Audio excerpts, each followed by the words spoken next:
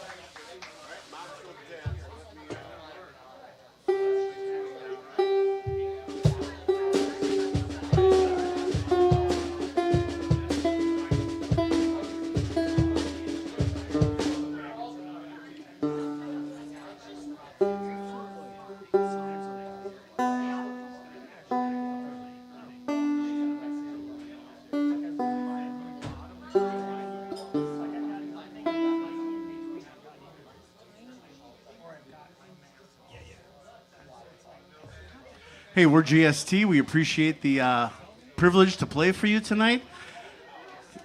It just happened that these next two songs we're going to play, Jeff Skemp, if we had songwriting credits, Jeff Skemp would get a songwriting credit on these next two songs because they were based on poems that he wrote and we came up with music. So.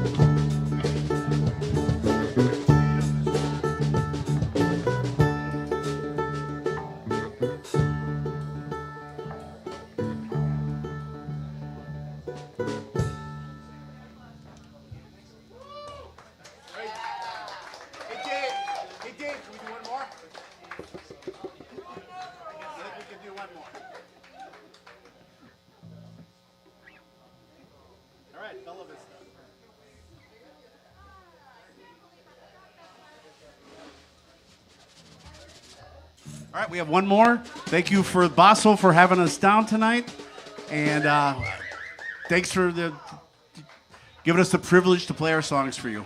They've all been originals. This last one's called Bella Vista, and it was written about a bed and breakfast in Iowa City. When I would go down to the Iowa City Jazz Festival, this Italian woman had a wonderful bed and breakfast. So I'd go stay there and wrote a song about it.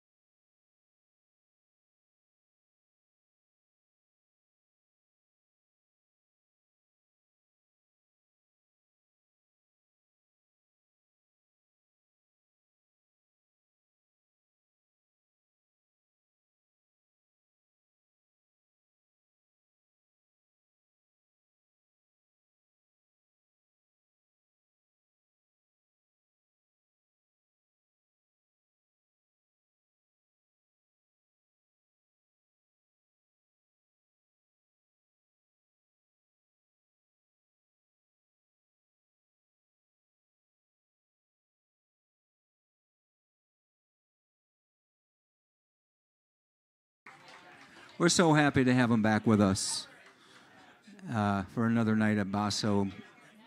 And but let the poetry commence now. We're going to welcome up Mr. Terry Foles to the stage.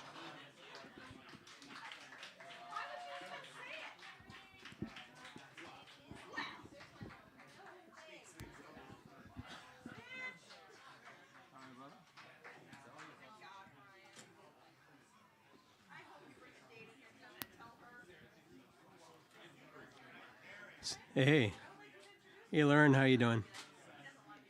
So have people heard the latest news, the latest headline about Kyle Rittenhouse? He got bitten by a poisonous spider. So of course, yeah. So of course, I'm sending my tots and pairs. So I'm going to read 3 poems here. First one's an old piece that I came across in the my Facebook memories page, and I wrote it in 2014. It looks like, and then the other 2 pieces are new ones. Mad chorus, bus rattle, chatter that builds and moves with mood, discordant song. Text invented, blue plastic porta-john drenched, entrenched in mud soup, brown swirl, shit brown and licorice. Wait a minute, I just lost it. Hang on.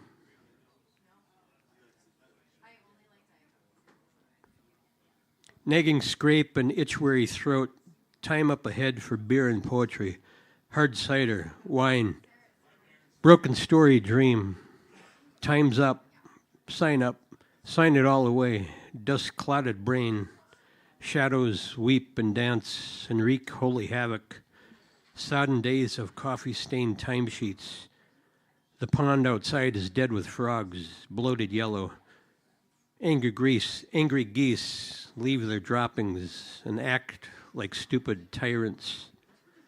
Vending machine sandwich sits behind computer, waiting until tomorrow. As rain-made music pox the window pane.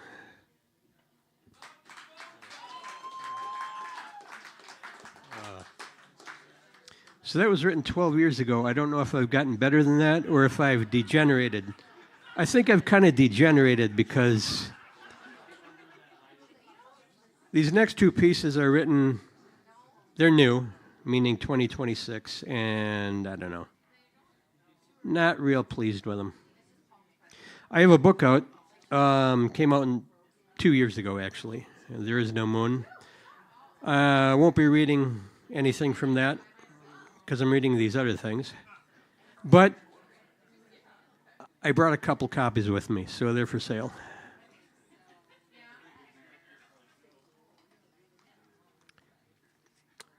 One, it's very much like a fish. Does it swim? No. Does it have fins and gills? No. Well, then it's not like a fish at all, is it? 2. Alan Alda, Alan Osmond, Allen Ginsberg. I slip into a dream, lime-colored trees, a moon that's full. I got bills to pay. Saturday afternoon railroad gallery and a bottle of Greenbelt. Friends are sick in hospitals, and I watch the dying birds of democracy and taste. Weathered storm branches and Maytime peaceful patios. A yellow sun warmth, music and treetop aerials. I pray to a godlike fairy tale. There is not a thing to wear at a funeral or a snaptastic revolution, except maybe a blindfold, a Panama hat, maybe a scarf in yellow. Airplane glue and silly putty. Look to home training if you want clues to the puzzle. It's not in the morning editorial.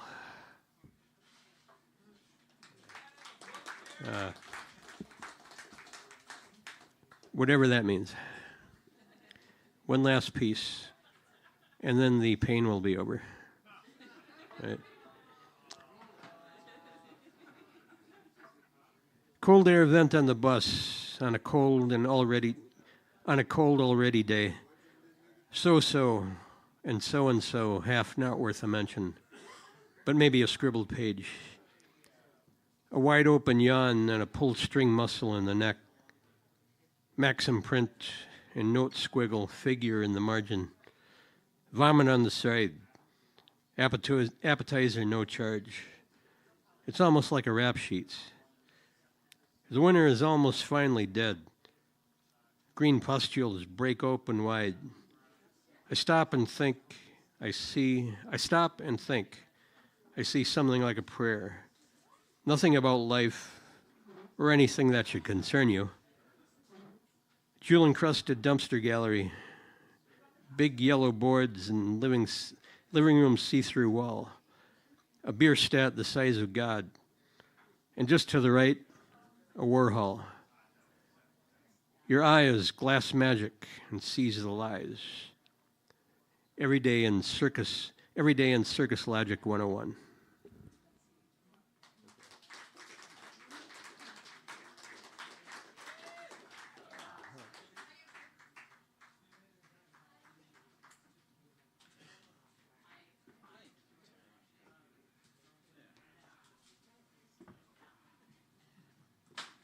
Another round of applause for Terry Foles, the self-deprecating. Terry's the real thing, and so that reminds me that I should quickly read a poem by our founding father, Kevin Brixius. Just so happens to be titled The Real Thing. So thanks for the inspiration, Terry. Aha. You, carbonation. There. In the Coca-Cola bottle. Diaphanous bubble clinging to the glass. You swell like a new melon and burst at the surface. Big deal. So many bubbles dissolved as you are within the sweet syrup glue liquid. I want to shake you, make you foam over. Stained tablecloth. All right. So, that's the real thing, too. Our next guest was hinted at by the musicians by Greg of GST, a multifaceted, multi-talented individual by the name of Jeffrey Skemp. Jeff Skemp, come on down.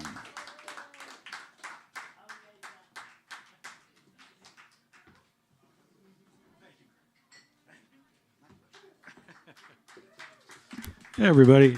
Thanks for coming down tonight.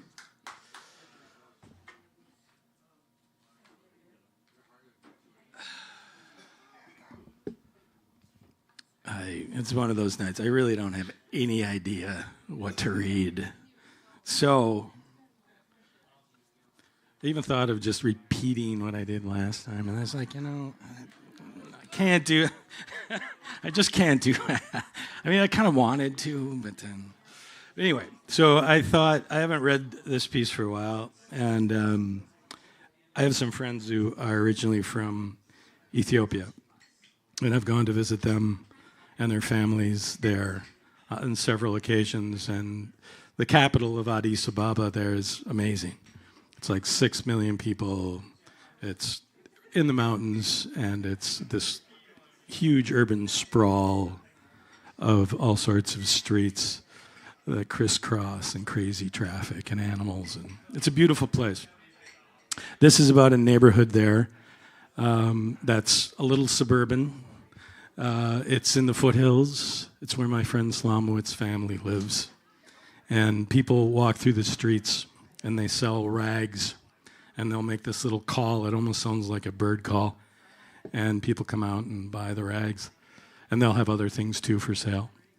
And this is based on that.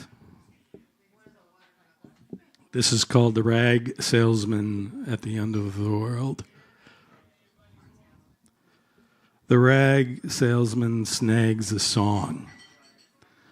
Door to door it leaps from his throat, a call too low and precise to echo within the foothills of trenches, high rock walls, and everywhere clothes from bodies stripped, churned, cleaned, now as flags hung, drying of surrender to nothing. Nearby, the children swear they hear the hyenas rumble as they sleep. Unseen in daylight unless dead. Some say a hyena can crush an elephant leg or a human head like an egg, to devour every soft and jagged bit until not a trace of life is left but the stains. And the rag salesman's friend, a wire-thin ranger, nods his head over lunch and agrees, but rarely smiles. Has a clean .22 rifle, and it shimmers as he zigzags the forest, hunting thieves. And the rag salesman bleats his song. It peaks, slaps, and jumps into daydreams, over gates, through windows, under doors, into empty cups of coffee. Still warm, and blood-red butter, and the rasp of a broom, reimagining the usefulness of dust. Dust, unconquerable is his skin, keeps the rag salesman alive, talks to the wind, and when wet, cools all that burns. Dust, sometimes confused with ash, answers to everything and nothing. And suddenly, the rag salesman can feel his skin glow and knows the madman next door sees his beauty. The madman speaks the official language, speaks every language. The madman, a myth who bleeds, comforts dictators. The madman, a monster who killed his entire family and then one by one ate them.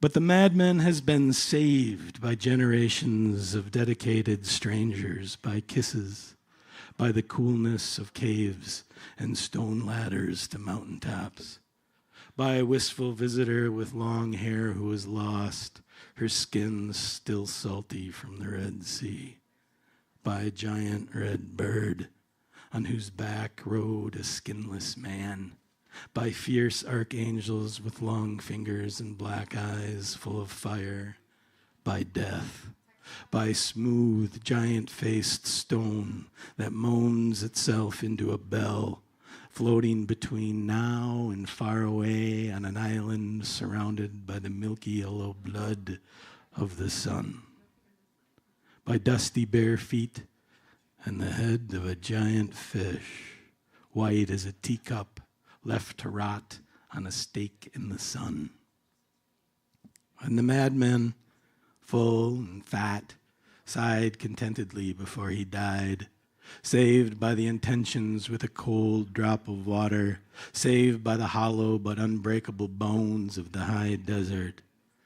And so the rag salesman sings of dust, knowing at night the hyenas will awake, pull their unseeable form back into their nighttime skin, and cross the border from the forest to the city, seeking the trash heaps, seeking the sleeping and the lost. And the dogs of the city will bark and howl at the hyena's return, a tide of echoes licking at our doorsteps, a cacophony of howls and yips, a warning for the president and the orphan, the prostitute and the saint. After dark, death is easy and it is loud. And the rag salesman knows his own story and is silent.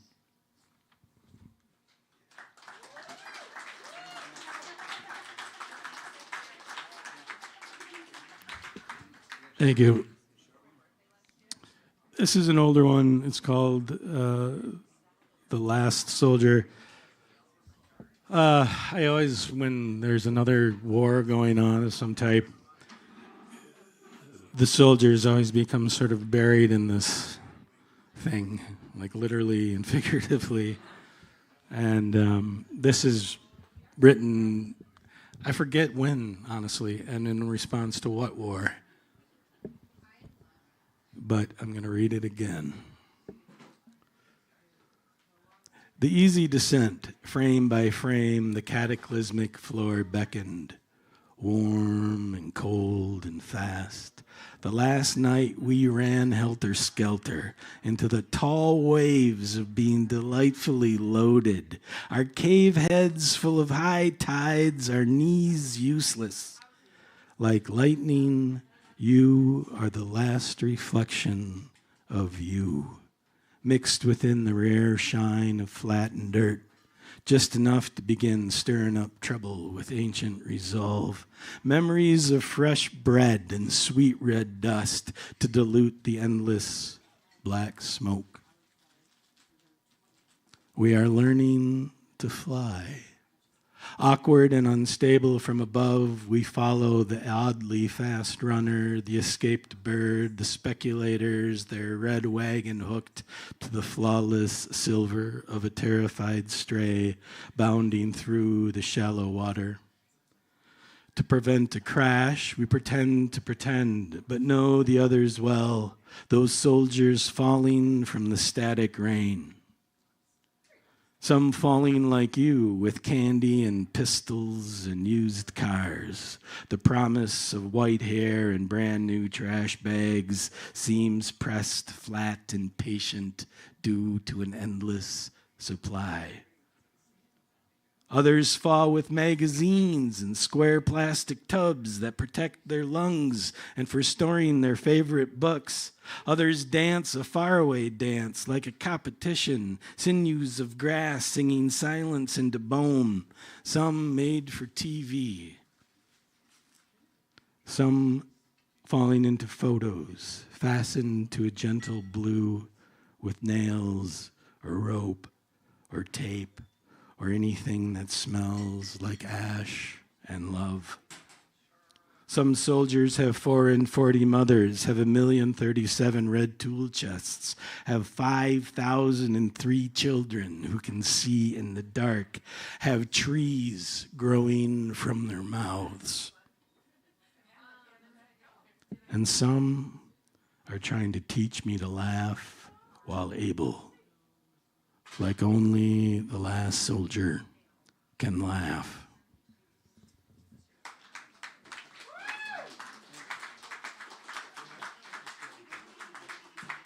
Thanks, guys.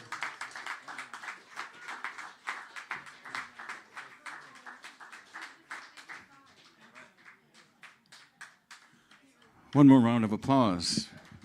Mr. Jeff Skemp. Tales of Ethiopia and other places, told only as Jeff can tell the story.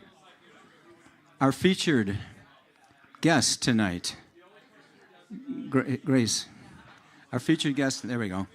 Our featured guest tonight is founder of the Minnesota School of Storytelling, someone I've had the pleasure to know as a spoken word artist for in excess of 30 years, I think, at this point.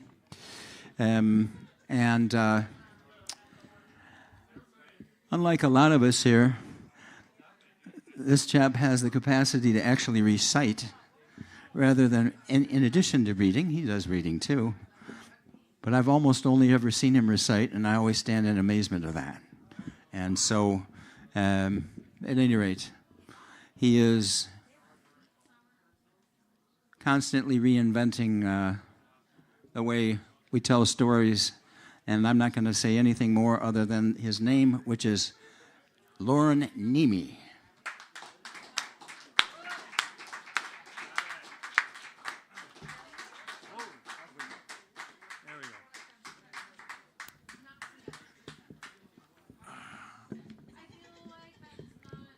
I'm actually going to start by reading a poem.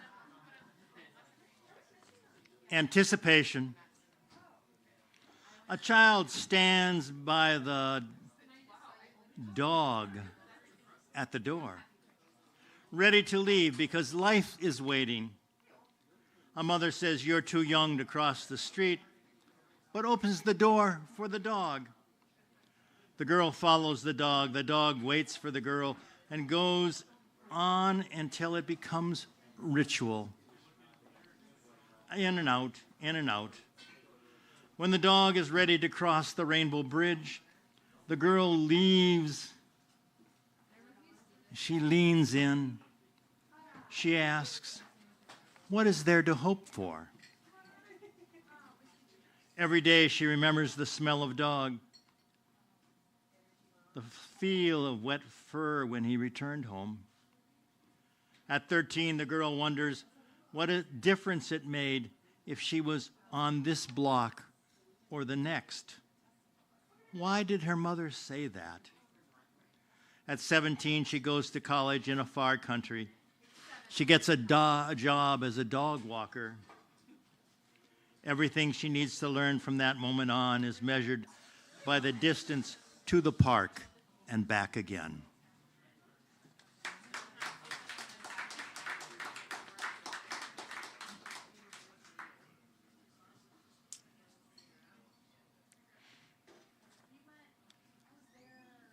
I look across a room and I see you exiting, and I follow.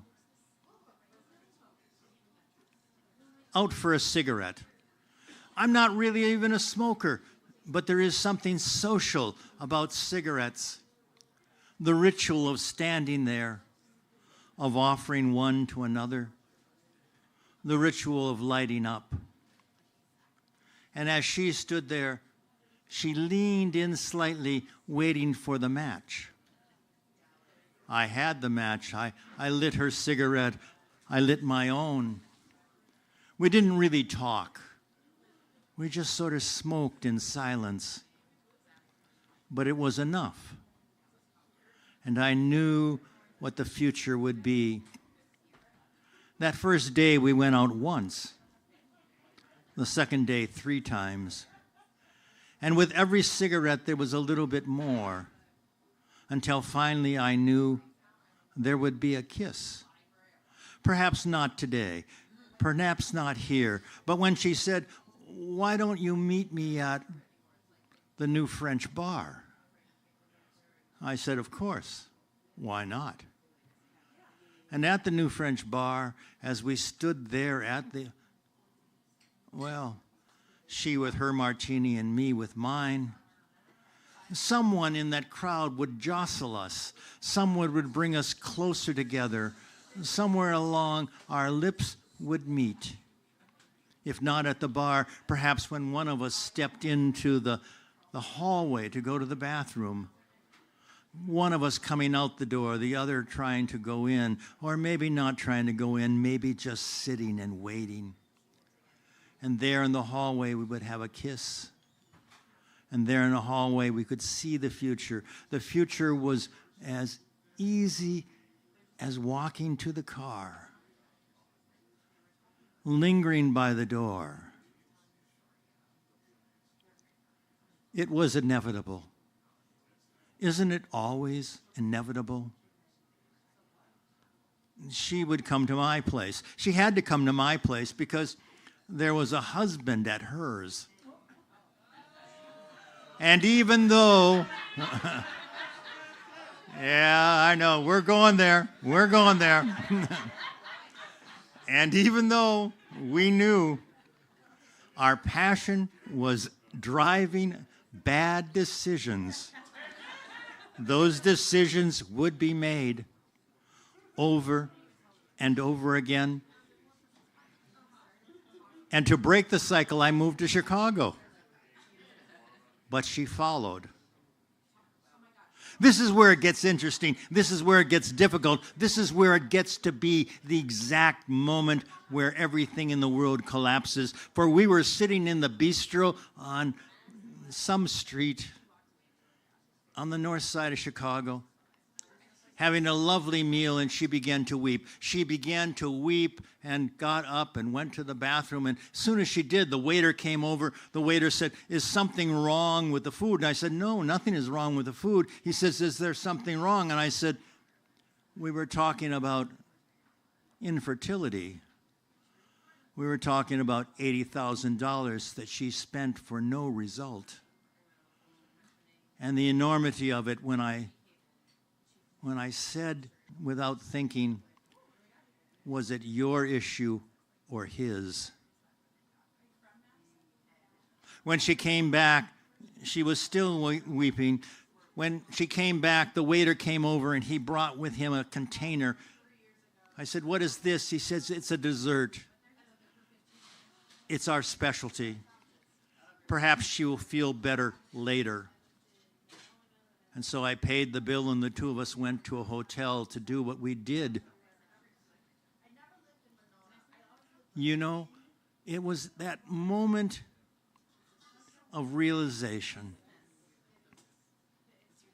3 a.m, we had done what we do. We had fallen asleep. We had woken up. I had gone to get a glass of water. I had looked out the windows at Lakeshore Drive, at the cars, even then going by, streaming. When I turned back, she woke up and she said, "Do we have anything to eat?" And I pulled out that container with the cake. "Do we have a fork?" No fork. We picked up the cake, and she took a bite, and she went to give me a bite, but she shoved it in my mouth the way they do at weddings, and she laughed and said, "Now we are bonded. Now we are wed." And I suppose we were.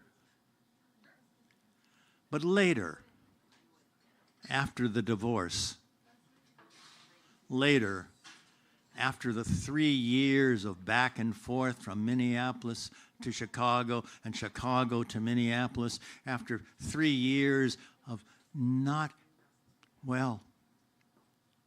she could not want what I wanted and would not give me what she wanted. In the end, some days I would say, "It was sweet. It was enough." Other days, I would say, "Why? Why did I inflict that much pain on the both of us? Am I any different than her husband? Am I any different than the lover she took after me? Am I any different than any one of us, driven by passion to difference, to variety, to something we cannot speak?" A cautionary tale, perhaps, and yet a common story.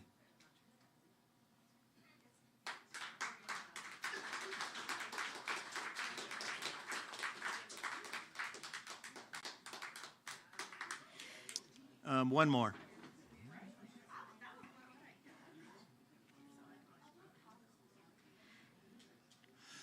Sitting in this bar right now, I am reminded of other bars.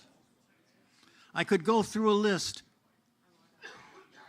I could remember in the 60s, the West Bank.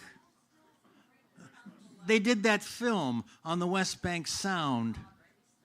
And in that film, it was John Kerner and it was Willie. And it was a mention of everyone else. But everyone else, the Triangle, the Viking, the 400, Palmer's, Caesar's, every one of those bars, which was the West Bank in the 60s and the 70s, gone. That era gone. That universe gone. And we look back, half memory, half fondness, half regret. When I was working on the West Bank, I would make the rounds. If I wanted to see someone, I knew which bar to go to. You could find him there, you could find her there, you could find... There was a woman who I was dating who called me repeatedly, had me come to the Viking. And every time I went to the Viking, she managed to slap me. Sometimes it was for show. Sometimes it was because she wanted to make someone else jealous. Sometimes because she was jealous of me. And I stopped working on the West Bank. I went away and I came back. 10 years later, I came back to Palmer's with a bunch of Irish folks I had met at the Fringe Festival and was showing them around. And the moment I walked in the door, the bartender said, "Your usual?" And I thought, why tempt fate? I said, of course. Spider John always sat at the third stool from the door. Cornbread sat at the piano Sunday after Sunday. It is a world like a dream. It is a world which even now, if we think about it, had to be a dream. For all around us, the city built and destroyed and grew and changed. And in that little moment, we tried to find a home. We tried to find each other. And so in a place like this now, these places are few and far between. So let us celebrate we are here while we still can be. Thank you.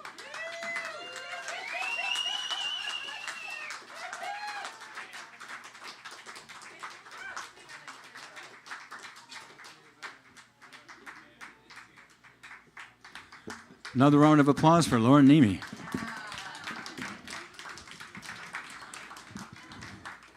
Let us indeed celebrate while we are here, and let us call out Jason on sound. Let us call out Sarah behind the bar. Let us call out the 331 Club and say thank you.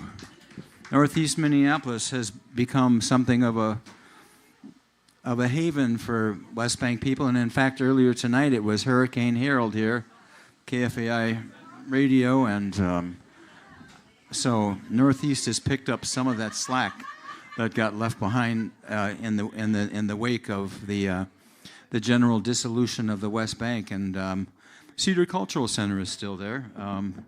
Had the pleasure of working there for a number of years, but my beloved West Bank School of Music burned down a few years ago, and the school had left that building a few years before that. So I share the wistfulness, but the celebration too of Loren's last piece. What a great way to summarize that West Bank sound bit that was on the Minnesota Experience a couple of Thursdays ago, I guess. At any rate, it's my pleasure to introduce my wife now, who's a marvelous poet, and I'll stop chirping and let her come on up here and tell you and show you why I like her so much and why I love her poetry. Irene Alderson, here she comes.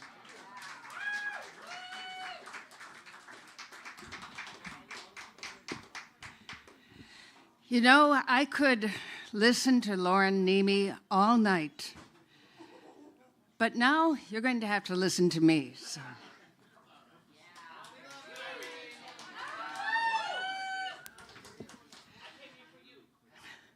A few years ago, after we moved into our current house, we received an anonymous visit. This poem tells the story. It's called No Way Home.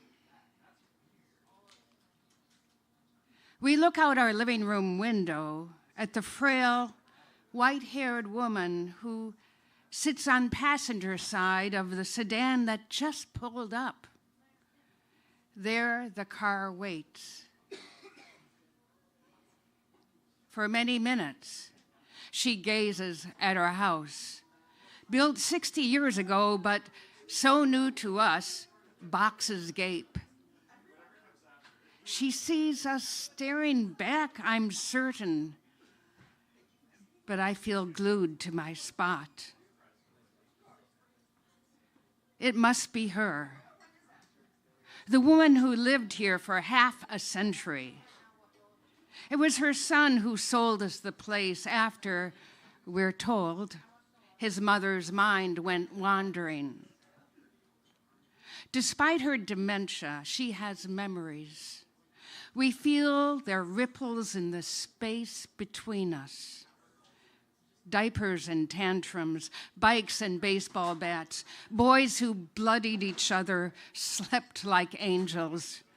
Quarrels that drove her to retreat behind the hydrangeas where the boys sneaked smokes.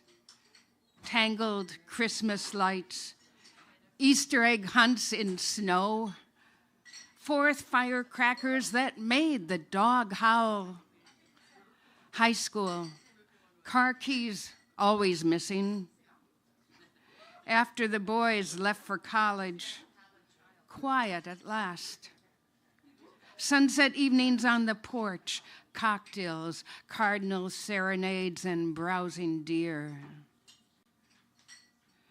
A 911 call and screaming ambulance ended it all 4 years short of a golden celebration. It was as if someone unplugged the color in her life, leaving it drab and gray. We stand as witnesses until the car drives off. Our thoughts echo in the silence. We too may one day linger on the outside, looking in on a life that has slipped away.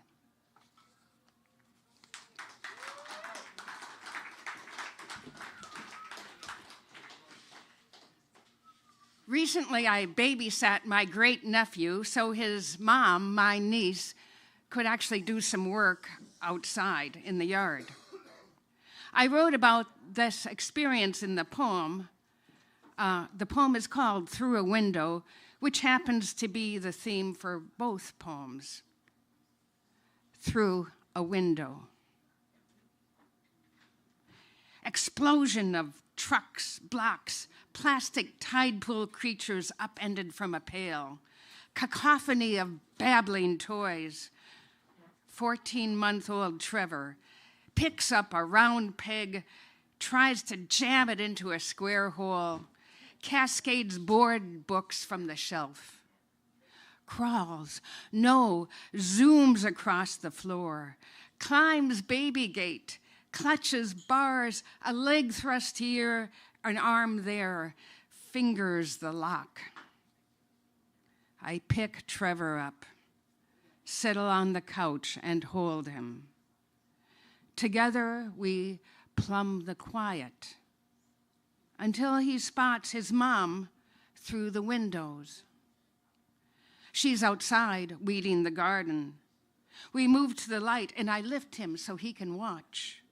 She seems to feel our gaze, turns and waves.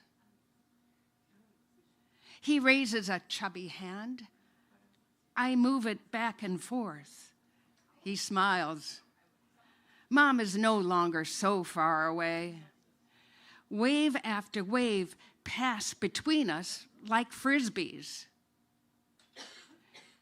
Trevor won't recall this May morning, but years from now, for reasons unknown, he'll feel the joy of hello even when he waves goodbye. Thank you.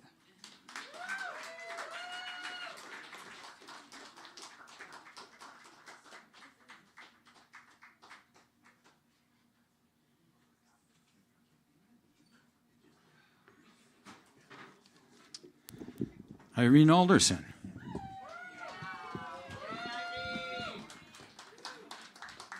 Well done, sweetie. All right, next up, a Bosso stalwart. Patty Peterson. She takes us through travels, scenes of childhood, and other vignettes with great clarity and passion, and we look forward to hearing her latest. Patty, come on up.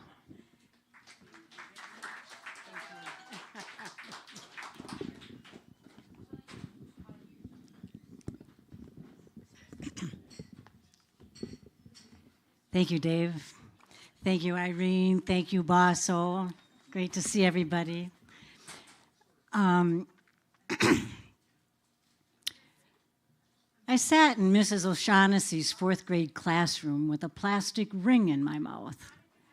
I slipped the tip of my tongue through the hole and moved it over my teeth like piano keys, waiting for recess. There was nothing I looked forward to more than getting outside. When someone asked what my favorite subject was in school, I'd tell them recess. When they asked what I wanted to be when I grew up, I'd tell them a teenager. I didn't think about doctors or lawyers, though for a short time my friend Jane and I thought about being nuns. Suddenly, the boy sitting across the aisle from me demanded I give him a piece of gum. I was stunned. A popular boy with reddish-brown hair who, until that moment, it wouldn't have occurred to me to speak to. Secondly, I didn't have any gum. What was he talking about? I don't have any. Give me a piece of gum or I'm telling, he said louder. Mrs. O'Shaughnessy heard that one. What's going on back there, she asked. I felt cornered and quickly slipped the ring I had in my mouth back onto my finger. It was light green, curved on top, slim on the sides, and made my fingers spread apart when I wore it. I put my hand to the side, showing him the evidence. Put your books away, time for recess, Mrs. O'Shaughnessy said. I lifted the wood top of my desk, put the book inside, pulled up my knee highs, and grabbed a sweater and ran to the door with everyone else. Mrs. O'Shaughnessy stopped me just as I got to the front of the room. We don't chew gum in school, she said.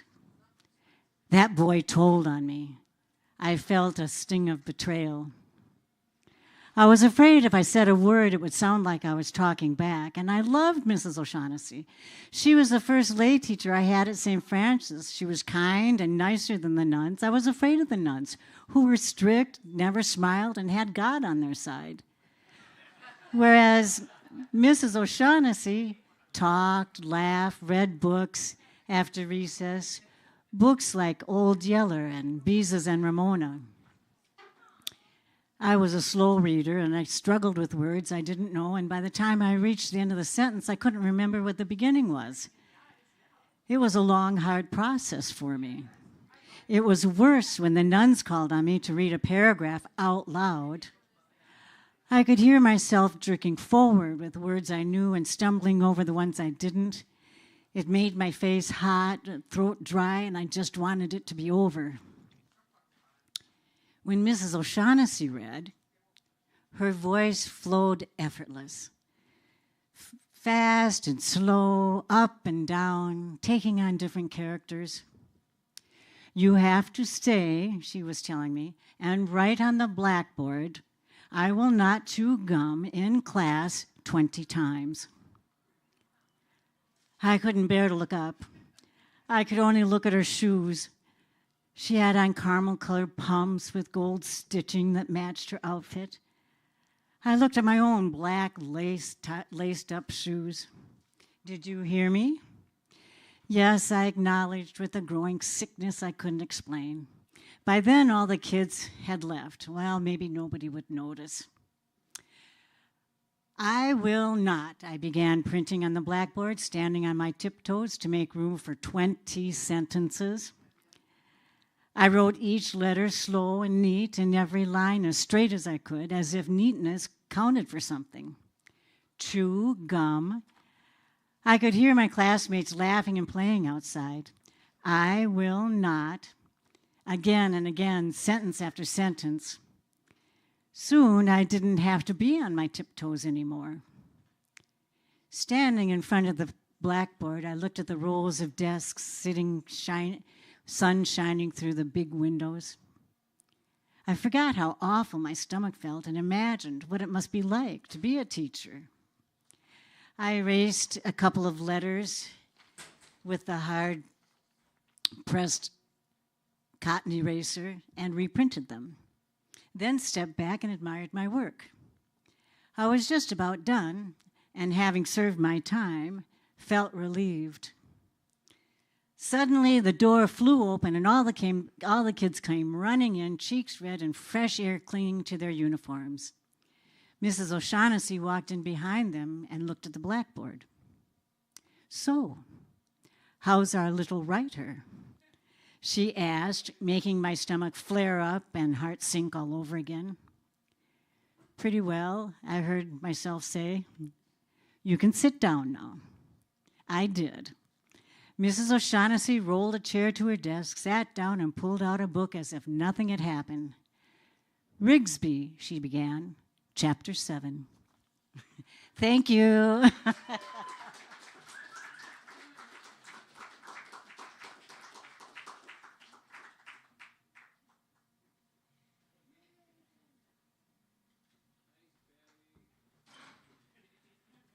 Yeah, thanks, Patty.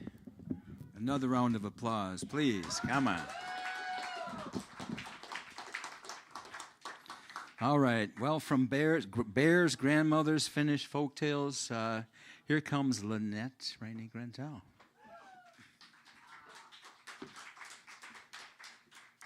I've got more of the Finnish folktales for you. So, this is in honor of Mother's Day coming up this Sunday, if you haven't noticed.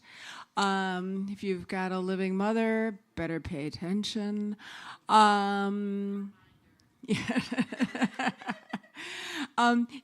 I'm gonna sing a poem from the Finnish national epic, the Kalevala, about the most famous mother in the Kalevala, Lemminkainen's mother, which Loren knows apparently. She doesn't get a name; she's just known as Lemminkainen's mother. And this is also like a long commercial for. I'll be participating in a reading of this Sunday at 4:00 at what's it called? Showtime Coffee, which I've never been to before. But that'll be at 4:00 on Sunday. And before then, I will be at the American School of Storytelling at 2:00, which Loren will be hosting because my friends Jules and John will be there. So Jules Nyquist, remember her? Yeah, so 2:00 at the American School of Storytelling on Sunday. So anyway. So Lemminkainen, he's sort of the poetry. He's the playboy. He's the bad boy of the Kalevala. He's seducing all the women, and he's married, but he decides he also wants to court the daughter of Loki, who is the queen of the north, and she sets him on all these tasks, and he also pisses everybody off because he comes to a wedding and insults them, and eventually he's killed and cut into pieces and thrown into the river of death.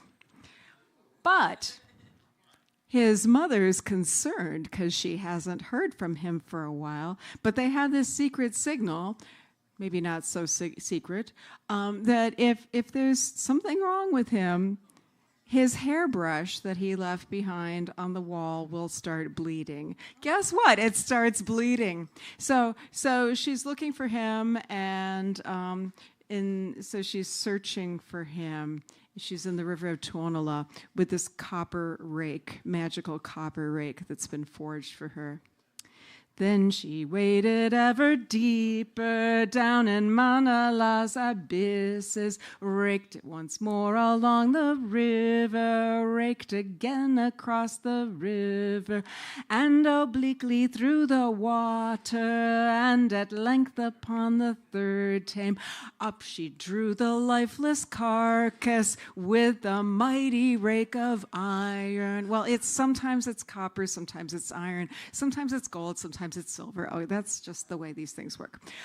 Yet it was no lifeless carcass, but the lively Lemminkainen, he the handsome Kaukomieli, sticking fast upon the rake prongs, sticking by his nameless finger, and the toes upon his left boot. Thus she fished up Lemminkainen, Kaleva's great offspring lifted on the rake, all shod with copper, to the light above the water.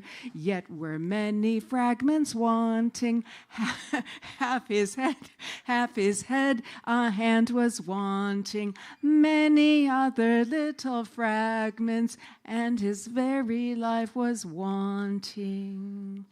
As his mother pondered o'er it, thus she spoke while sorely weeping. Can a man from this be fashioned, and a hero new created? But by chance a raven heard her, and thus he answered her in this wise.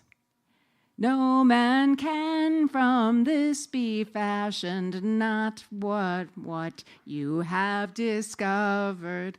For his eyes the powan's eaten, and the pike has cleft his shoulders. Cast the man into the water, back into Nola's deep river. Perhaps a cod may thence be fashioned, or a whale from thence be developed. Lemminkainer's mother would not cast her son into the water, but again began her raking with a mighty rake of copper all through Tunala's deep river, first along it, then across it, and his head and hand discovered, and the fragments of his backbone. Then she found his ribs in pieces, likewise many other fragments, and her son she pieced together, shaped the lively Lemminkainen. Then the flesh to flesh she fitted, and the bones together fitted, and the joints together jointed, and the veins she pressed together. Then she bound the veins together, all their ends she knit together. With the careful threads she counted, spoke the words which follow thusly. Fairest goddess of the blood veins, Sonetaro, fairest women, lover weaver of the veinlets, working with thy loom so slender, with a spindle all of copper, and the wheel composed of iron. Come thou here where thou art needed, hasten hither where I call thee, with a lapful of thy veinlets, and beneath thy arm a bundle. Thus to bind the veins together, and to knit their ends together, where the wounds are gaping widely, where the gashes still are open. Well, she goes on, and how much time do I have left? What? I can't see. Couple more minutes. If this is not yet sufficient, in the air there sits a maiden in a boat adorned with copper, in a boat with a stern of scarlet. From the air descend, O maiden, from the Virgin of heaven, row thy boat throughout the veinlets, through the joints both forth and backwards, and through the broken bones steer thou, and through the joints where broken bind the veins together firmly, lay them in the right position, and to end the larger blood veins and the arteries fit together, duplicate the smaller blood veins, join the ends of the smallest veinlets. Take thou then thy finest needle, thread it next with silken fiber, sew thou with the finest needle, stitch thou with thy tin-made needle. Sew the ends of veins together, bind them with thy silky fiber. If this is not yet sufficient, help me, Yumala, that's the gods, eternal. Harness thou thy foal of swiftness, and equip thy mighty courser, and thy little sledge then drive thou through the bones and joints, oh, drive thou, I'm sorry, through the flesh that all is mingled back and forth.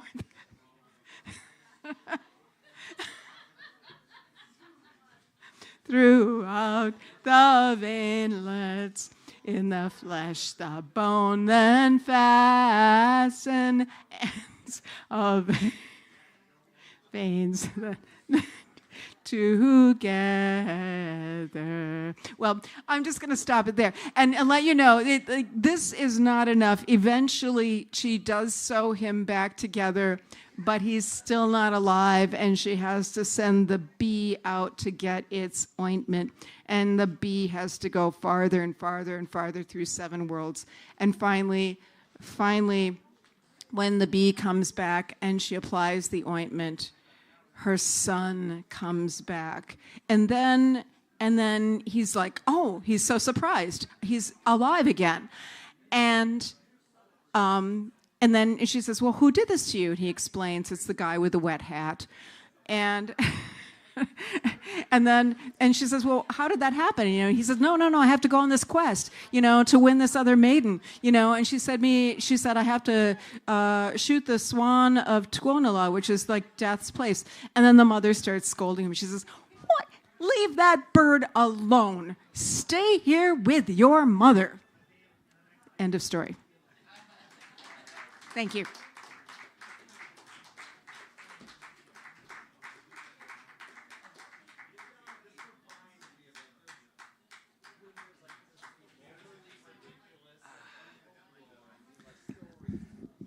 Only told by Lynette Rainey Grandal. Well,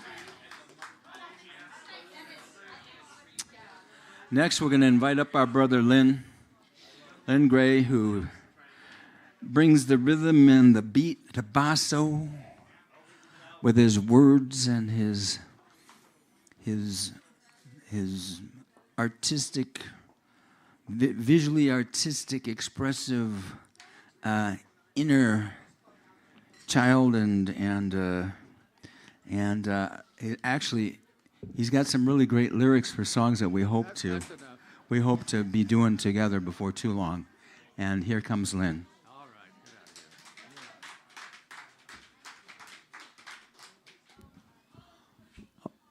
Alms for the poor. This is called Thunder and Poetry. Black and white steal from life. So can you tell me what really happened when I wasn't there? TV, social pictures, flashing carnage, and in the light of day, bodies lay lifeless. So can you tell me what really happened when I wasn't there? No such thing as a straight story when you dodge the truth in false confessions. And don't forget about the sky before you. A promise made is a debt unpaid. Black and white in life. So after the killing's done, let the weatherman talk about sunshine and rain. And don't sleep your life away like the ballad from a sad cafe. Words and prayer in humble laughter like fallen ashes from the hereafter. Black and white. To live a life is like walking through a turnstile. It hurts to see a strong body fail, or a treetop not reaching its scale. And to live with death is like a duel in the sun. To live with life, a shortcut on the run. Black and white.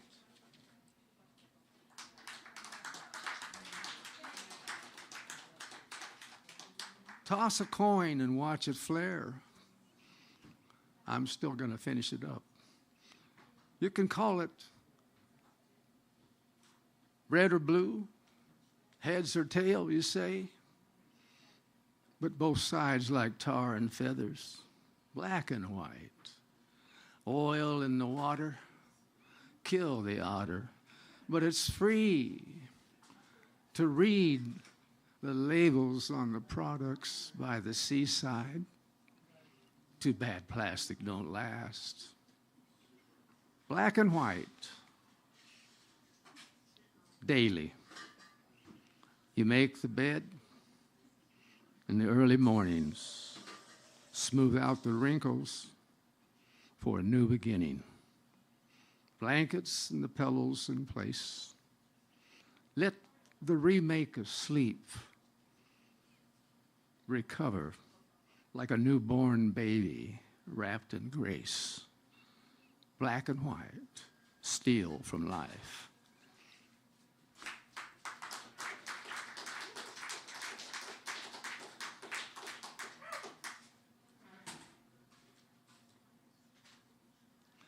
This is called Residue in Blue. I'll be with you tomorrow for just one day. To the northern lights and shadows, blue moon and a pilgrim's way. A long walk on our pathways, a lonesome shore, broken shells. In the light of the dawn, the lilac petals fell. A twist of time like old rusty nails. Don't you know the frost of old on the snowbound frozen lake? Footprints white in the black of night. One last match to start a fire. Cold is not warm, for goodness sakes. And I'll be with you tomorrow for just one day. You'll show me captive photographs forever pale, and I'll walk you to old antique shops where memories are for sale. I'll be with you tomorrow for just one day.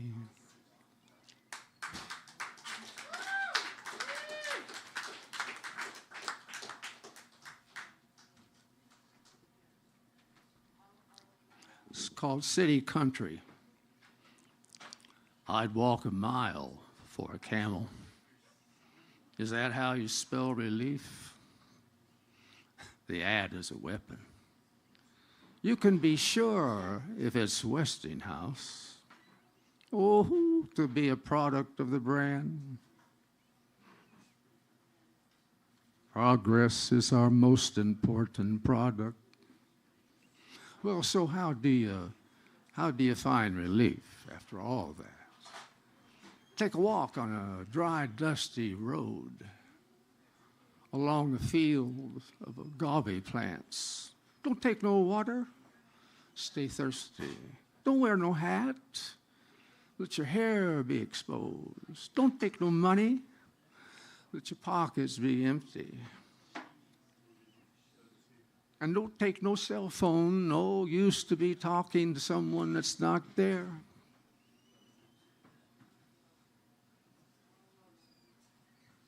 And don't look for some shady tree. Open up to the overhead blaze. And don't expect anything from the future. Just proceed to the present moment. And don't worry about going back to where you started from. I picked up a dead flower at a stop sign. I walked down an alleyway, children at play. I saw a hollowed out tree. What was inside, I left it alone. I saw a nightlight in daytime, ready to go. My footsteps come after me from a crack in the road. I buried a rosebud. I threw a rock at the asphalt and it didn't break down. The trash on the ground said, leave me alone. Tomorrow is a benefit. It's ahead of today. In a corner alcove, a man pulled down his pants and said he had a hole in his sock. Back from living the life in old Mexico to Minneapolis, city of bullets. We all caught the news. The bird bath is frozen, water on hold, and the snow is still blowing. Whistle the pain, and the protest still showing the effect of Donovan's brain.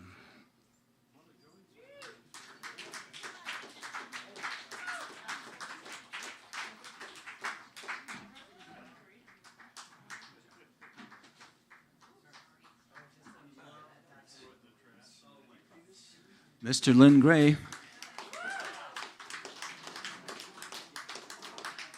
All right. Without further ado, Scott Vetch, come on up. Regale us. Thank you, brother. Yeah, we got a story or two. This is from this book here called Greetings from Bullhead Country. You know what bullheads are? Good eating.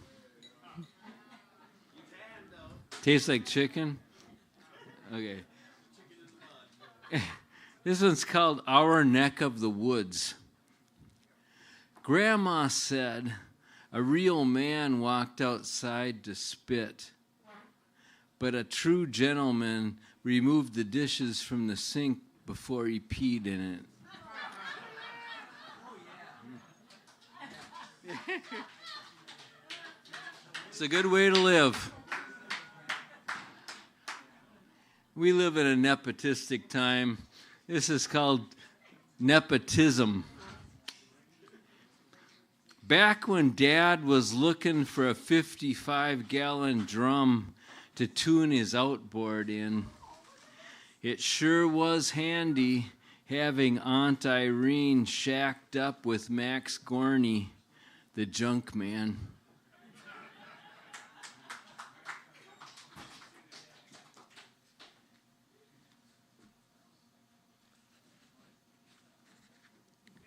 Called Back When Grown-Ups Told the Truth.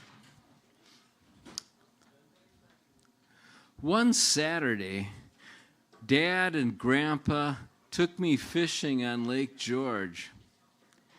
Rickety paint-peeling beer joint cabins ringed the shore like thirsty mutts. We followed a boat rental sign down a path between banished washing machines, engine blocks, and 55-gallon drums. At a picnic table overlooking a wooden dock, rental business was conducted to the twang of Ernest Tubb as the vast dishpan of Lake George lapped its Anoka sandplain shore. My head was filled with the mythic northern pike flashing on the Schmidt beer sign as vivid blue damselflies helicoptered above lotus green lily pads. A parrot on a perch said things Grandpa laughed at. While Dad decided between 14 feet and 16 feet, between a 5-horse Johnson and a 6-horse Evinrude, the rental man's Salem smoking wife thought I might enjoy seeing their 2 pet squirrel monkeys. She led me into the living room where they perched like crabby little men atop a curtain rod. Monkeys don't crap in a box like cats, so the curtains were stained, and the house smelled like a diaper pail. She picked up one monkey and carried it outside to the table where grown-ups drank beer. A black kitten jumped up, and the monkey pulled it around by the tail, rear feet dangling. The kitten, starved for attention, didn't care. The rental guy cracked another beer and said there was a northern pike in that lake that had broken the lines and dreams of every fisherman that hooked it. Lures and hooks dangled from its snout like stolen jewels. On still nights, you could hear them rattle like broken chains when it shook its head. It was man against fish. We trolled the weed line in the dog day heat, sun beating our hatless heads, dragging daredevils and sucker minnows round and round through that swampy bathwater without a strike. Hour after hour, we held our poles and we hoped. That Jade Johnson 5-horse chugging hypnotically, yellow ball of the sun sinking into the trees. Feverish, I wondered if you could hear the lures rattle as it swam, or if it raised its head above the surface and shook them like a Loch Ness monster. In the twilight, Dad cut the engine and Grandpa tied us to the dock, fishless except for our bucket of half-dead minnows. The rental guy was sorry we struck out, said you can't win 'em all, and showed me a couple boards in the dock he had to replace. Said one night, lying in bed, he woke up to a hell of a racket. Heck of a racket, he said. It was a clear moonlit night, and he looked out the window in time to see that damned fish smash through his dock and rattle those hooks at him for no reason but pure mean. He said the necklace of spoons and crankbaits hanging from that ugly mug had to be worth $30. On the way home, I asked Grandpa how a fish held itself out of the water to shake its head like that, and how it could breathe when it did and not tear its skin on all that splintered wood, and how it could eat with a mouthful of hooks. Grandpa said it sounded like one hell of a fish, probably part crocodile, and asked if I ever heard about the time it rained so hard that he nearly drowned.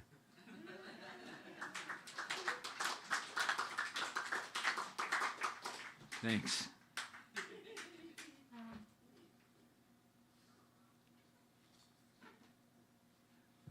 Here's a little one called New In-Laws. The Texan cornered Uncle Lester at the wedding, bragged that it took him from sunrise to sunset to drive across his farm. Yeah, Lester said, I got a car like that too.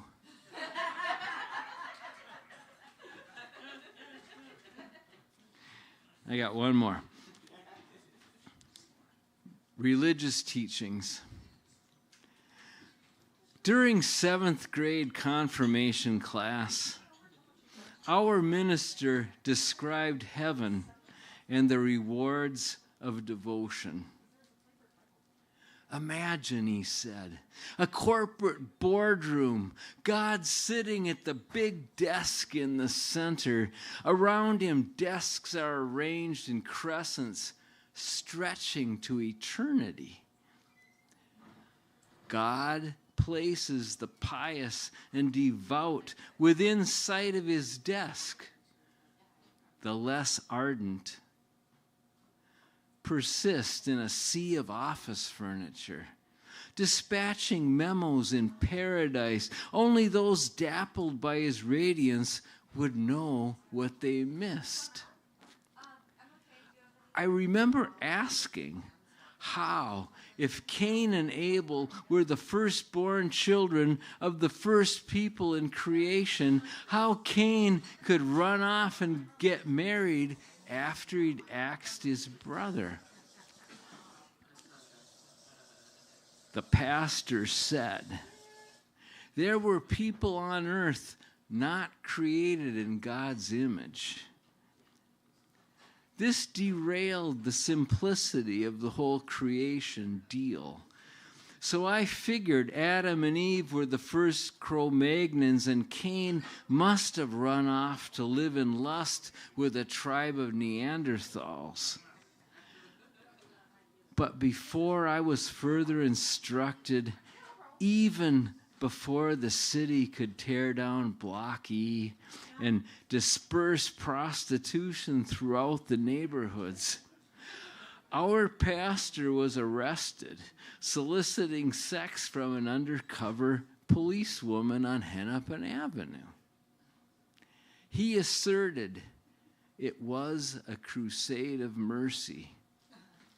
All he wanted her to do was get down on the floor of his car and pray with him. Thank you.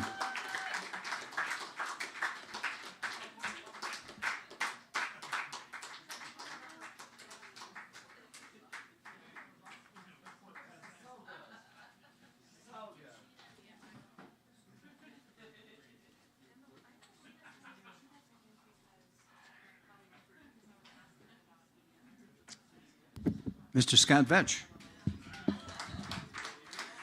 Moving right along from Superman to video explorations of his colonoscopy, Mr. Chris Jones never fails to amaze and amuse and inspire us to listen to more of what he has to say. Here he comes, Chris Jones.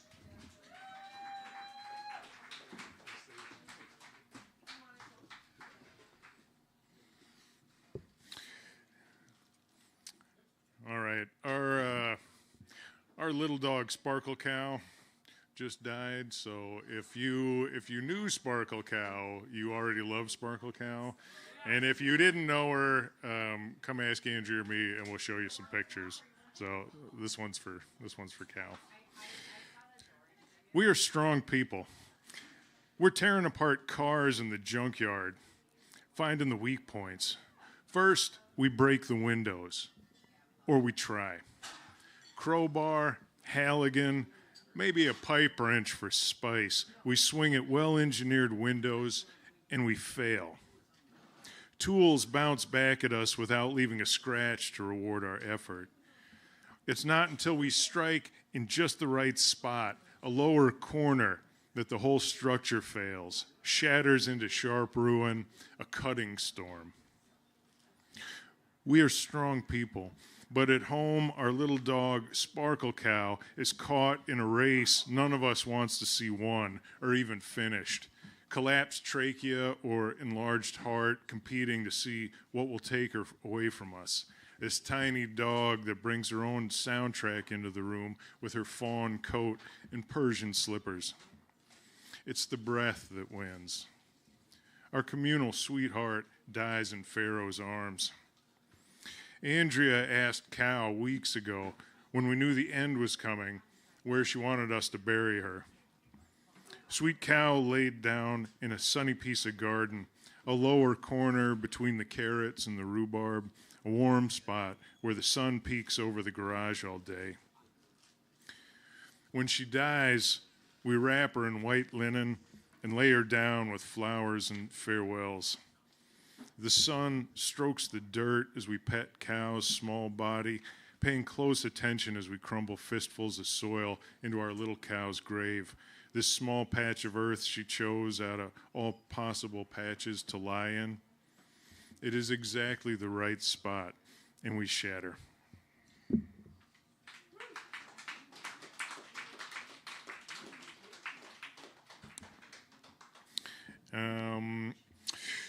This one's called The Old Rookie Learns to Box at 55. It may be autobiographical. The coach said, go 20%, but this guy's swinging like we're getting paid. He's punching me like I slept with his wife. I would guess he's 6'3", but I'm a terrible judge of these things, and it turns out he's 6'5", a 6'5" giant Slovenian caveman with hairy arms so long he can punch me while I'm still sitting at home. And the coach keeps telling us to tone it down. And I've been punched in the face a lot, even for a Wisconsin kid, even for a bouncer. I've been punched in the face a lot, even for a poet. But this guy hits like an apocalypse. And there's the bell already calling for the next round. Oh well, I guess apocalypse isn't the end of the world.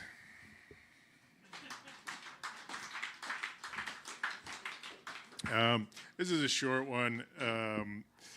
So I've got a book I'm trying to get out this summer. It's all poems from my son Pharaoh. A long time ago, I promised myself I was going to steal Tobias Wolff's title in Pharaoh's Army for a book of Pharaoh poems. So that should be out within a month or so before he takes off for college. So this is a little one I just wrote for him. When I was new at being a father, my heart still populated, as it is now, with shadows. I would haul those darknesses out screeching and pin them up like clean sheets on the clothesline between you and that scorching Texas sun. Yeah, just a little one. I just have one more tonight. Is it too early for a Christmas poem? Okay. It's called Dear Santa, Dear Just Us. All I want for Christmas is a gallows big enough for ice. Boards wide enough for killer, coward feet to shake on, waiting for the click of the trap like an unwarranted knock on the door in the night. All I want for Christmas is a wicker man, a colossus just the right size to stuff full of federal killers and snipers at children with dual passports.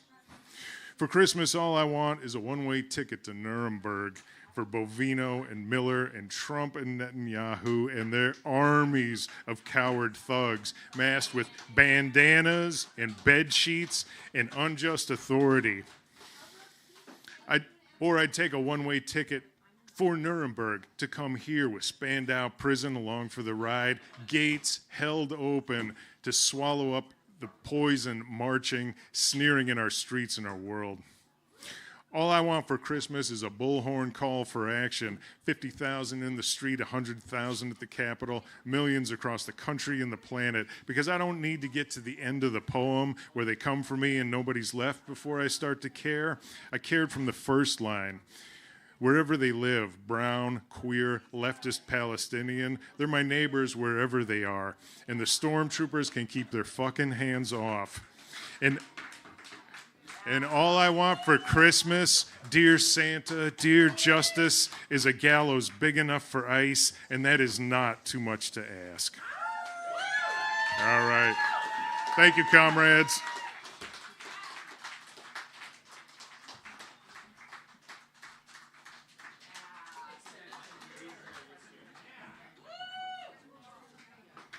Mr. Chris Jones.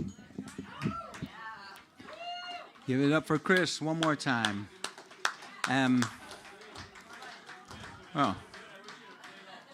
We will perhaps reprise one or two of the Bosso poets a little bit later because we're still not to the end of our program yet. But first, we're going to invite a couple of guests up who have. And this is something that if you're here and you have something to read, you want to participate, you can let us know at some point during the show, preferably sooner than later, you'd like to read. We're not an open mic per se, but we do offer an opportunity if there's room in the program for somebody just to come up and read who has not a part of our poetry company or special guest already set for the program. So we want to invite one such person, Carrie Brunkow, to come on up and give it a shot. And please give her a warm welcome. And all right, Carrie. Hi, I've never done this before.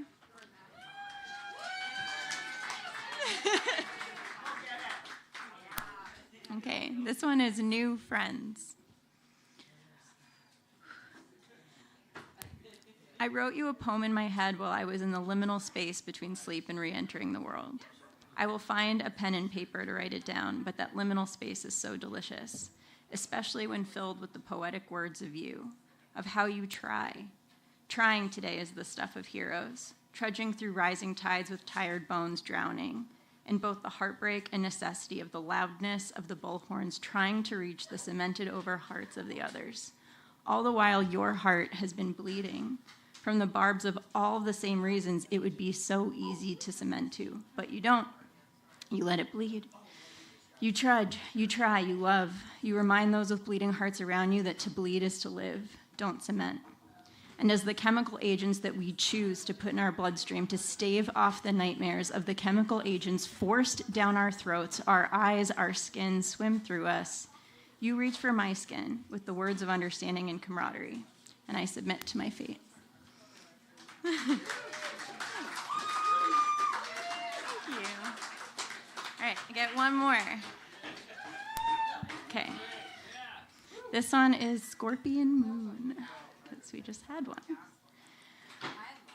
I'm still not sure fully how it feels, because the words have not been invented, because it's a language I'm hearing for the first time, when something more than love rips off your scales quickly, like a Band-Aid. Like tiny fish feeding on the detritus of your dermal layers. If it was less than love, it would peel, but this rips, and then holds a strong hand to the area until the pain subsides, lingers less, with a look of understanding and wisdom, unapologetic. These were never things you needed, even if you told yourself that this armor you donned was for survival. Instead, it weighed you down. Made it harder to resist the same clothiers convincing you that this armor would fix the flaws in your capacity to endure. You would just be fine, unwrinkled, unfeeling, un-you, with just a touch of this or that, with just a little more, for a good price. Tell your friends where you got it. And with the painful scorch and scratch of each piece you remove, sopping up the blood and plasma and tears with the rag in your pocket, and offering me tea, and a look to ensure I know that you believe I'm strong enough. No, I'm strong enough. No, I'm actually stronger than enough to endure the husking. But it doesn't matter if I am or I'm not, or I believe I am or I don't. There is no option, because we won't survive where we are going with the dead weight, the dead narratives, the dead ways. Drink your tea. There's more to tear. Thank you.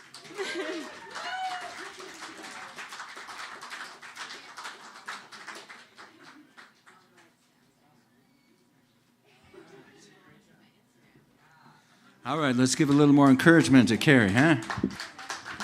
Good job, sister. All right. Well, we have another walk-up guest who has joined us more than once. Without further ado, Grace, would you like to come up here and give us about, give us 3 or 4 minutes of what you got? Can you do that, Oh, I'm a walk-up guest. You are. You do it often. I thought I was part of y'all now. Oh, well, you got to go through the ceremony. You got to go through the ceremony. There's there's, I'll be the last one at the last funeral. Well, we haven't been through the initiation ceremony quite yet, but God, I hate those keep things, keep working on it. We'll talk about that after the show. I don't know. Oh, we got some poems, but initiation ceremonies always the humiliations. Let's hear. Let me make sure I don't lose my place for what's that. Poetry. Well, hello everyone. As always, I'm here to cause a little bit of a disruption with poetry that meets the moment, the radical things going on about us, all the things happening. I've been going through a lot in life and through some journeys, through lots of different things. I've been traveling the state from the northest to the state to the southest, meeting people all over the place, to all the most uncomfortable places that particular politicians would never, ever try to go. But I'm out here trying to do our best for everything. You've known me for over a year. You know my pain. You know my suffering. And now I'm trying to fight back in marvelous ways. Woo! So I guess my poetry, oh God, I really hope my poetry doesn't stay too political for too long. Oh, never get into politics, but my goal is to leave it somehow being better than I went in. But we are at war with ourselves, all of us pompous, all of us arrogant. We are sheltered by our microcosms, divides between our communities. We are stronger together. Yet calls to action demand we think the same. We are our own worst enemies, casting a shadow play. Oh, glorious! Ourselves the only hero. We are ignorant of our neighbors, generations of those abused. They scream for solidarity. We gave conditional support for votes, now wondering why they don't return our phone calls.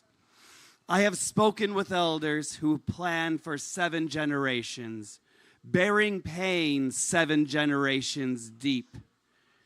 Anger is an emotion of entitlement, is what I have learned from who is justified, who should be the angriest. We are at war with ourselves and our marginalized communities, are at war with the morals of people who never relied on voting with theirs. Families outside of prison screaming for justice that was promised to be looked into, investigated, discussed, have a meeting about, debated, adjudicated into exhaustion. The commissioner walking their dog into the building out of the rain. Their press conference was forced to stay in. Dogs welcome, no blacks. I've seen the Jim Crow signs hung around our neighbor's neck. Wait, almost. We are at war with the homeless, not with poverty or homelessness. The homeless.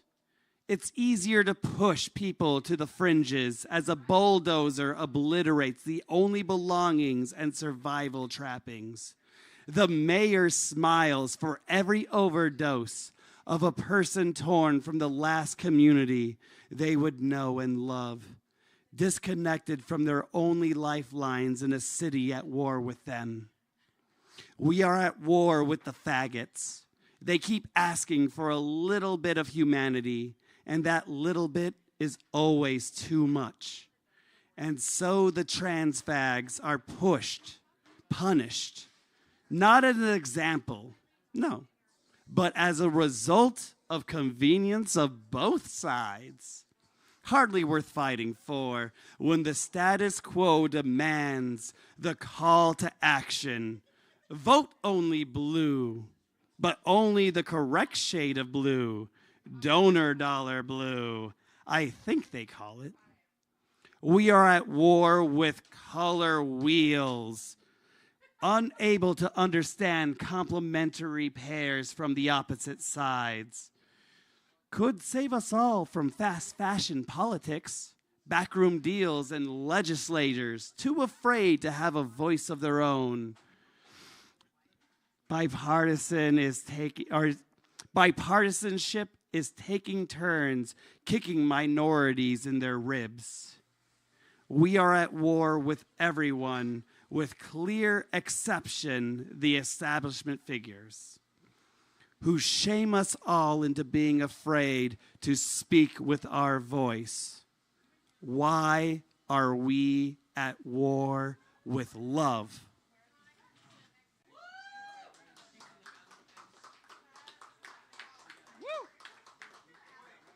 Ooh, I have a shorter one. I have a shorter one. Oh, the next one is just short.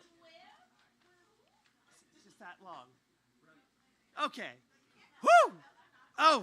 Oh, the things I've been going through so much. We'll keep it short. And here is, I write a lot of angry poetry, and somebody said something tonight that really struck with me, and it's going to cause me to write more different poetry. Thank you, Patty. Love you. Love you. But, yeah, no. Granted, though, this one still has some pepper to it. You know me. I don't want to write angry poetry. I want to transform anger into something beautiful. So beautiful. Who do I write for? To whom my anger is addressed? I don't think I write angry poetry when human rights abuses and injustice is just another discarded scrap paper slipped into a box labeled complaints. I've been inhuman for a long enough time in my life to know things property owners could never understand. Where empathy and rallies are just a cliff, people push over any sense of responsibility to dig deeper and try to understand. No kings before the rally, no kings after the rally. But the homeless were still shoved out, the disabled forced to be visible only on the fringes. I stopped writing poetry about dead friends who still keep dying at the hands of safe votes. I stopped writing about my pain, physically tortured for being myself. I don't want to write angry poetry, but I can't let go of my complaints when there is too much injustice to feel beautiful. Thank you.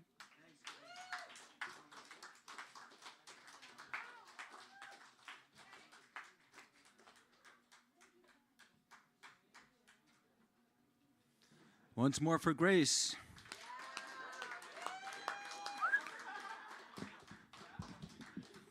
All right, we have, I think what we're going to do is we're going to invite one more guest reader up here for a short one, maybe 3 minutes, and then we're going to do a reprise, quick one with Scat Vetch, And then I'll just read a quick benediction from our founder, Kevin Brixius, to close out the night. So that's the order of proceedings. Bo, come on up and give us a short one.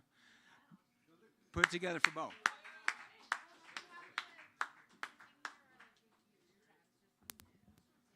Hi, everybody. I'm new here.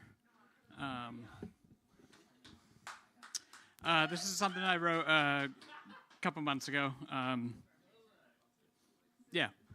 Not currently titled at the moment. An out-of-state elder called to check in, urged me to stay safe and remember to take care. Eat, he said, rest, right. And then he said other stuff, too. I didn't have to guess at his meaning because he went on to tell me the best blowjob of his life was after a protest for the Vietnam War, which is possibly among the gayest shit I have ever heard. I promise that's not why I grab my whistle and leave the house every day.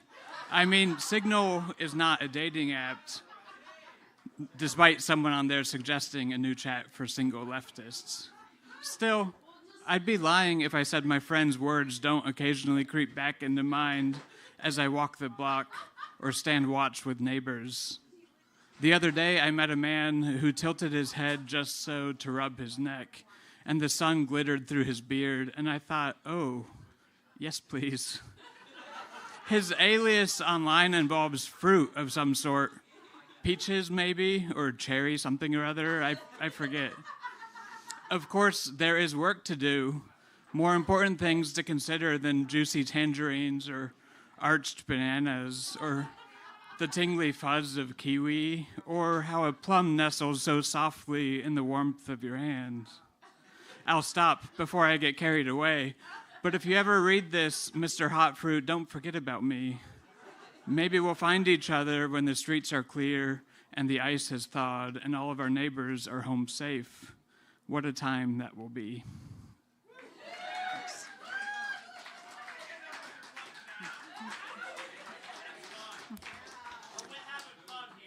Only having fun. I'll do one more quick one and then I'm done. This one I wrote night before Easter a few years ago, temporarily titled Holy Saturday. I saw Jesus in my window last night. The neighbor's light shadowed a tree against my blinds, a sketch just abstract enough to read into it anything you might want. And I, thinking myself funny, decided to read Jesus. Some flowing hair here, a stroke of beard there, maybe even eyes and nose if you tilt your head just right.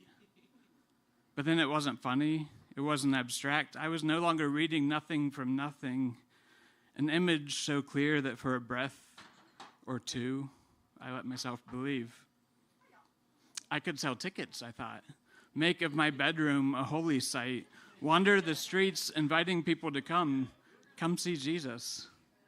But it only works at night, and we really must turn the light off, and maybe lie down to get the angle right here next to me. You know what, let's forget the tickets. No need to pay for what's free. Just join me tonight, you and me in the dark, and lie here until we see God. Thank you.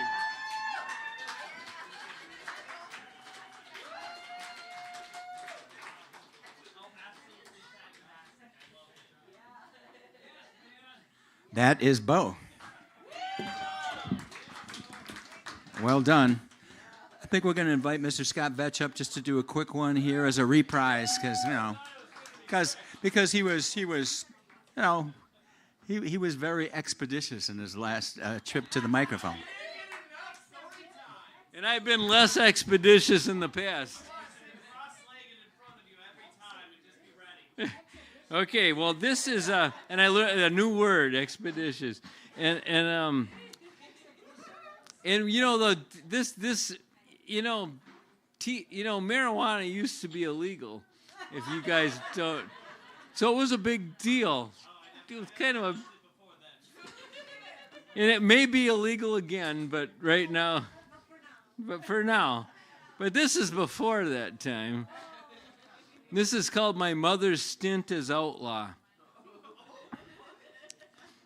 When I lived at home, my friends and I would smoke dope on the back porch.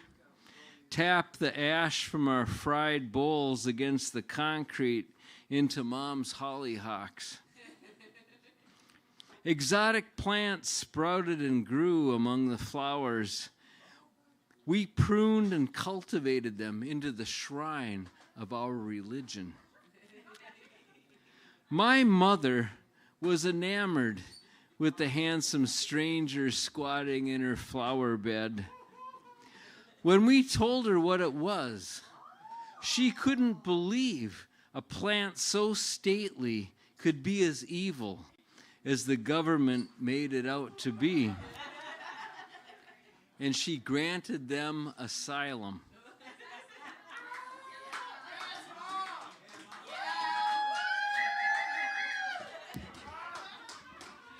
When I went away to college, I taught Mom pruning techniques to maximize the growth of flowers. On weekends, she'd proudly exhibit their maturity, replacing her empty nest with these adopted children.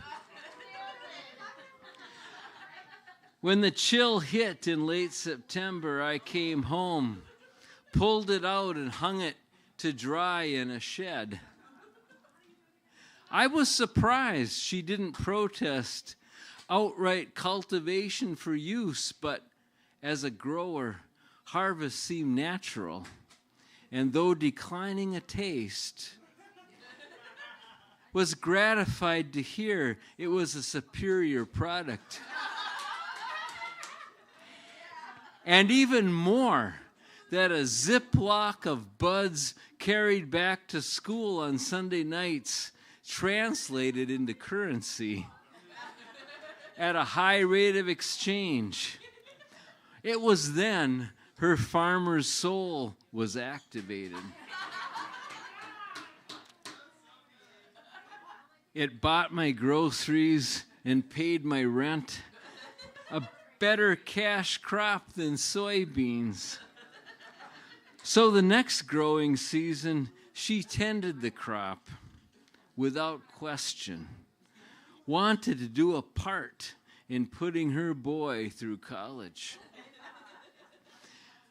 By mid-afternoon, by midsummer, crops were high, weather was hot, and the whole back porch stunk of skunk. Though she disliked the odor, she knew its presence signaled quality. But all was not well. The Reagan years slithered into our garden. A policy known as zero tolerance was enacted and disseminated through the television. My father was not happy to learn that possession of a plant could mean the loss of his house, car, and property. He urged its removal. But Mother was obstinate. No one was going to tell her what kind of shrubbery she could have. A state of paranoia routinely observed in growers grew in my mother. A condition recognized now by rainbow people as green energy. The smell surrounding the back door was eye-watering, though Mom insisted it kept the flies down. All was decided one sunny evening in September. Earlier that day, before the 3 squad cars catapulted up the driveway, sirens wailing, my father's ne'er-do-well cousin Frank the Tank turned up in one of his sporadic and unprovoked visits. Mother never had much time for Frankie's all-star wrestling wit. Generally left him standing on the other side of a screen door, which is where he made his discovery. You know what you got growing there, don't you? No, Mom lied. That's marijuana, Frank said. Well, if it is, it's a very beautiful plant, she replied. Later, as squad cars converged on the house, lights flashing, Mom, positive Frankie snitched, walked out the door to confess. But the police were on a 911 call. A man named Samborski was having a heart attack. She pointed to where he lived. Shaken and reborn, Mother tore out the offending plants and stuffed them deep into the compost pile. By the time I returned to hear the news, it had rained and Mr. Samborski had died. As I dug out the plant's moldy remnants, I realized this winter I would need to get a job. Thank you.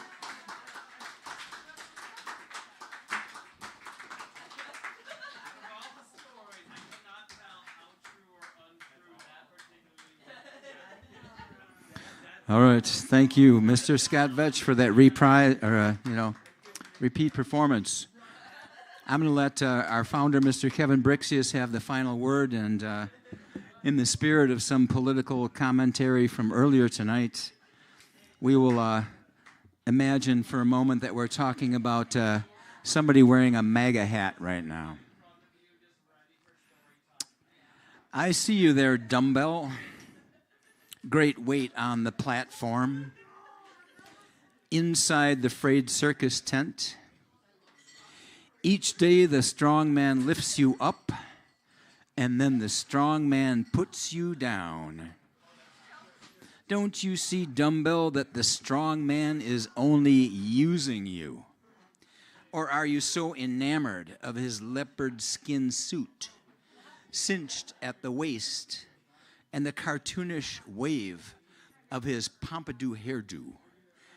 Do you see him as king of the jungle, lord of the circus? Oh, dumbbell, don't be such an idiot. And with that, we say thank you to everybody here. Thanks to 331 Club. Thanks to all the Bosso poets and our friends from GST that were here earlier tonight. And we will see you next month. Tell your friends, if they're unable to be here in person, that our buddy Jeremy is helping us stream this on YouTube live. And so, what is it? At Bosso Poetry? I think that's, at any rate, thanks to everybody. Have a great evening. We'll see you next month.